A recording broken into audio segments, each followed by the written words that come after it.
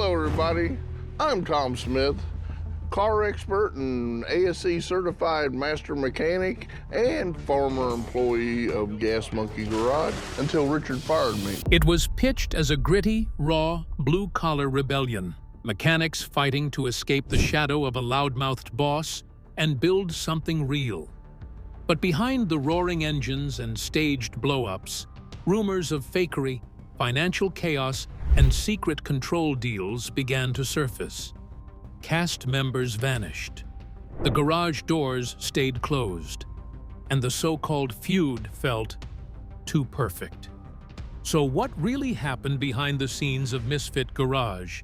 And why did it vanish without warning? Explosive origins, fired from fame to a fake rebellion.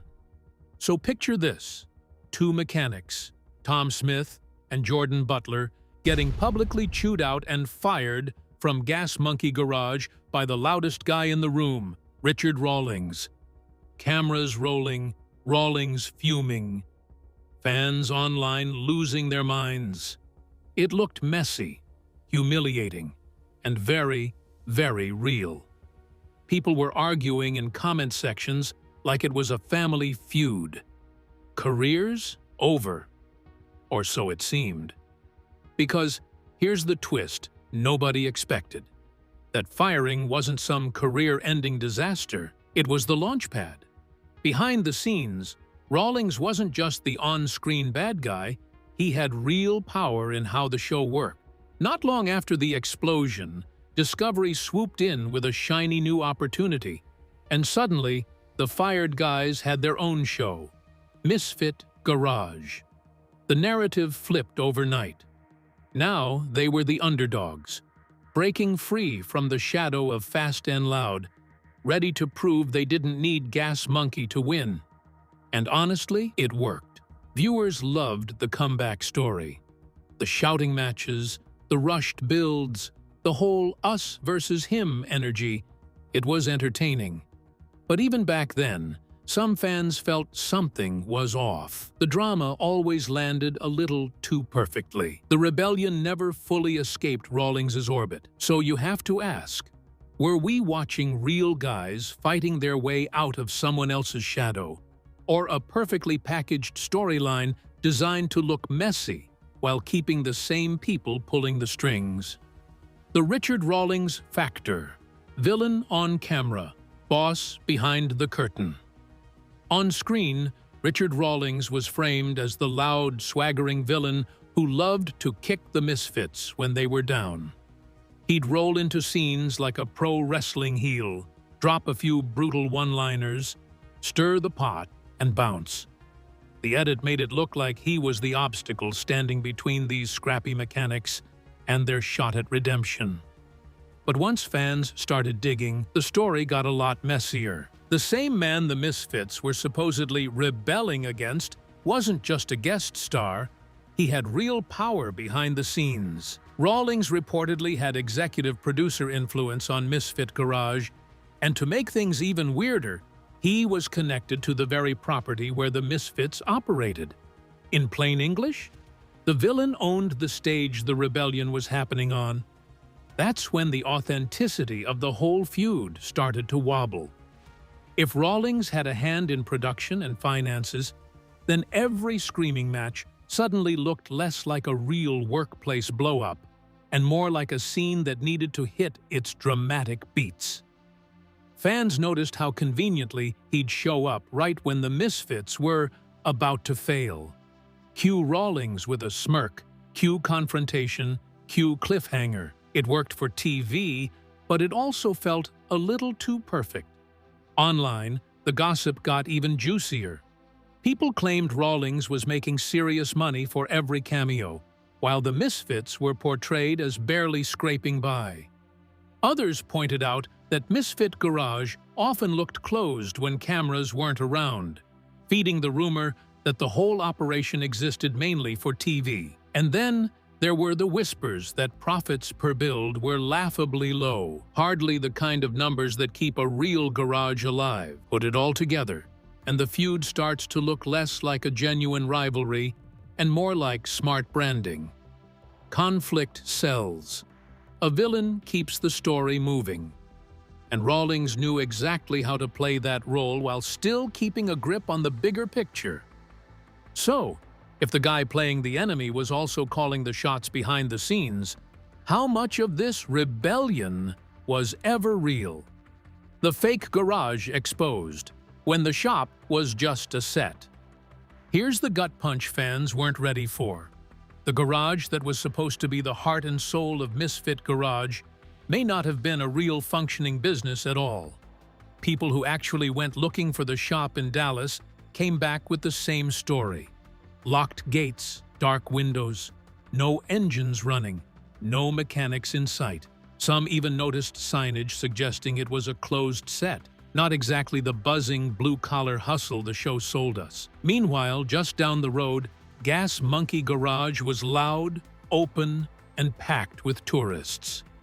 The contrast was brutal. That's when the rumors really caught fire. Locals and online sleuths started posting photos and videos showing the place looking abandoned outside filming days. No customers rolling in. No real workflow, just silence. And suddenly, the struggling garage storyline started to feel less like a documentary and more like set dressing. Think about what that means for the show. Most car reality series are built around real shops doing real business, with cameras capturing the chaos of daily life. But if this garage only came alive when production rolled in, then every last-minute customer, every dramatic parts delay, every meltdown over money, that's not reality. That's a storyline. Prepped cars, pre-arranged tools, extra hands brought in to sell the illusion of hustle. For a lot of fans, this was the moment the spell broke. People don't mind a little TV magic, but finding out the very setting of the show might be staged felt like a line crossed. The closed garage became a symbol of everything viewers feared, that the grit, the grind, and the struggle were just props. If the garage itself wasn't real, how much of the reality we watched was ever genuine? The money pit. Cheap builds, thin profits, and a crumbling reputation. Here's the part that really raised eyebrows.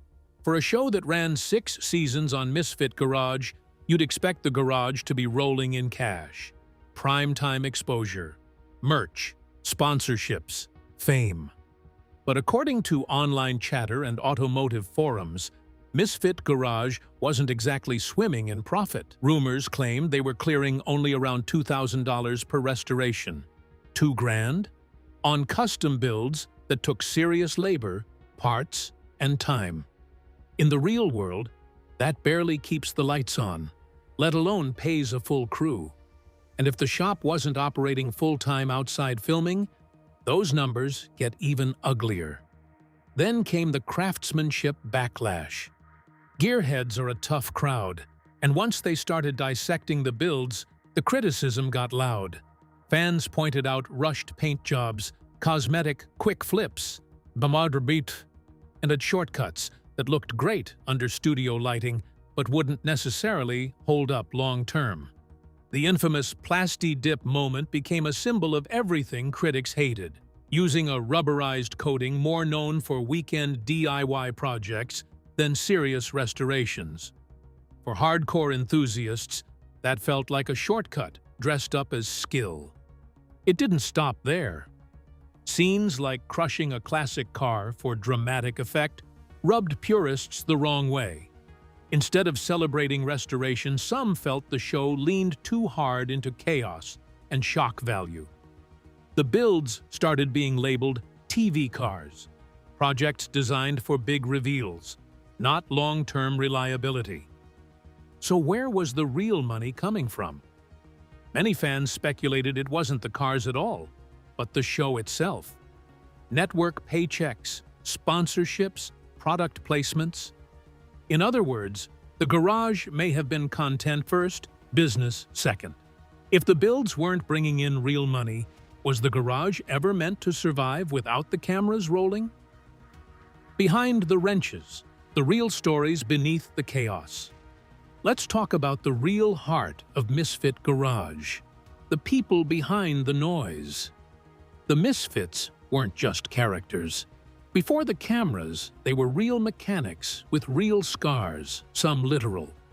Take Tom Smith. He was once a Georgia State spelling bee champ who grew up tearing apart cars in his uncle's junkyard. On screen, he was the quick-witted mechanic tossing out perfectly timed one-liners like he'd been doing it his whole life. Turns out, he had. Tom wasn't just a car guy. He was also a working stand-up comic, performing at places like the Dallas Improv. That explains a lot. The delivery, the timing, the way every episode felt half garage, half sitcom. He wasn't faking it. He was just built for entertainment. Thomas Weeks survived brutal childhood accidents and was rebuilding engines before most kids got their learner's permits. Weeks was not just a ground dweller, however. At 16, he pursued a dual passion for aeronautics, obtaining his pilot's license alongside his driver's license. Jordan Butler raced street rods post-high school at Wyotech, proving his gearhead cred. Scott McMillan, Marine vet, built his first ride in high school under Dad's watchful eye in Fort Worth. These weren't amateurs chasing fame. They were craftsmen chasing opportunity. That's what makes the show's evolution bittersweet. What started as a shot at independence slowly turned into amplified personas and manufactured tension. And that shop name everyone loved? Misfit Garage. Depending on how you look at it, the name itself might have been a not-so-subtle jab at executive producer Richard Rawlings. The irony? Rawlings approved it. When reality TV turns mechanics into characters, you have to wonder, at what point does the real person get edited out? The revolving door. When the Misfits started walking away. If you watched Misfit Garage from start to finish, one thing became impossible to ignore. People didn't just leave. They vanished. Not extras, not background wrench-turners, founding partners. The so-called brotherhood started cracking way earlier than fans realized. Jordan Butler was one of the first dominoes to fall. Officially, it was creative differences and wanting to focus on family. Unofficially, the split sounded ugly. Reports hinted at real fallout behind the scenes, not the tidy TV version. After leaving, Butler went radio silent about the crew and admitted he no longer keeps in touch. That's not a friendly goodbye. That's a door slammed shut. Then Scott McMillan walked. Unlike the drama-packed exits on screen, his move felt brutally practical. He left to focus on his own shop, Scott Rod's Garage. Translation: he chose real-world business over reality TV chaos. Can't blame him. And the exits didn't stop there. Kevin Clark, John Klump, Josh Paris. One season here, a few episodes there, like a revolving door that never stopped spinning. Fans started asking the uncomfortable questions. Was the work environment toxic? Were the storylines too forced? Was the shadow of Richard Rawlings hovering over everything? Post-show, the Misfits faded into low-key lives, private garages, quiet rebuilds, zero reunion energy, no big comebacks, no nostalgic specials, just silence and what-ifs. When people keep quitting a dream job, it stops feeling like coincidence and starts feeling like a warning. The silent cancellation, how Misfit Garage was quietly buried. Here's the part that still stings for a lot of fans. When the Season 6 finale of Misfit Garage aired on August 2018, nobody watching thought they were witnessing the end. There was no grand send-off, no emotional wrap-up, no final episode banner splashed across the screen. The credits rolled like any other week, and viewers assumed a Season 7 announcement would follow. It never came. Weeks passed, then months, then years, and Discovery Channel said absolutely nothing. No official cancellation statement, no press release, just silence. For the fans, it was confusing. For the cast, it was worse. They were left in limbo, unsure whether the show was on hiatus or dead for good. Thomas Weeks eventually broke that silence in 2020, posting publicly about his frustration and questioning how a hit show could just disappear. The tone wasn't polished PR, it sounded personal. And honestly, it probably was. Whatever the ratings spreadsheet said, these were real people who'd spent 6 years building something they believed in. Being ghosted by your own network isn't exactly a graceful exit. But behind the scenes, the numbers were trending in the wrong direction. Viewership had steadily declined over the later seasons. The coveted 1849 demographic dropped significantly from its early highs. At the same time, production wasn't cheap. The Garage wasn't just a small-town shop being casually filmed, it was a controlled set, with lighting, staging, and story beats designed for television. That kind of setup costs money, a lot of it. Then there was the growing skepticism. Online forums and gearheads started poking holes in the reality, the scripted feeling feuds, the convenient drama, the sense that the Garage existed more for cameras than customers. Once the authenticity cracks, a show like this loses its backbone. From a business standpoint, the decision may have been simple. Declining ratings plus high production costs equals cut it loose. But the way it happened without closure, without acknowledgement, left a bitter aftertaste. The Misfits didn't get a finale. They didn't get a farewell tour. They just faded off the schedule like they'd never been there at all. And for a show built on rebellion and noise, that quiet ending feels almost poetic. So where are they now? Where are they now? Life after the Misfit dream. When the cameras stopped rolling on Misfit Garage, the spotlight didn't linger. It clicked off. And just like that, the Misfits had to figure out who they were without a boom mic over their heads. Tom Smith, the fast-talking wrench with sitcom timing, drifted back toward his first love, comedy. Long before TV, he was doing stand-up. And after the show, he leaned into it again. Small clubs, live gigs, car events, mixing stories about busted knuckles with behind-the-scenes TV chaos. If you've ever seen him perform, you know he's probably got a decade's worth of material from those 6 seasons alone. He still pops up in the car community, still turning wrenches, still rescuing dogs, still being Tom. Jordan Butler took the quieter road. He stepped away from the spotlight and focused on family life and his own garage work. Social media updates slowed down after 2018, but from what surfaced, he chose stability over stardom. Less drama, more real customers, more time at home. Hard to argue with that trade. Thomas Weeks has kept things mostly private, too. The same guy who once fronted a reality show now keeps a lower profile, still passionate about engines and flying, just without the cameras framing every argument. No tell-all interviews, no explosive exposés. If there are stories, they're staying locked in the shop. Scott McMillan arguably came out the most traditional businessman of the bunch. His independent shop kept building high-end rods while the TV brand faded into reruns. Speaking of which, reruns still air internationally on Discovery Channel and its affiliates. The irony? The network continues to profit from episodes years later, even though the cast never got a proper goodbye. And then there's Richard Rawlings. While the spin-off disappeared, he pivoted hard into digital, YouTube, branding, new ventures, proving he understood where media was heading. For fans, the aftermath feels bittersweet. The show had sold rebellion, brotherhood, and independence. But once the exposure faded, everyone had to rebuild in their own way.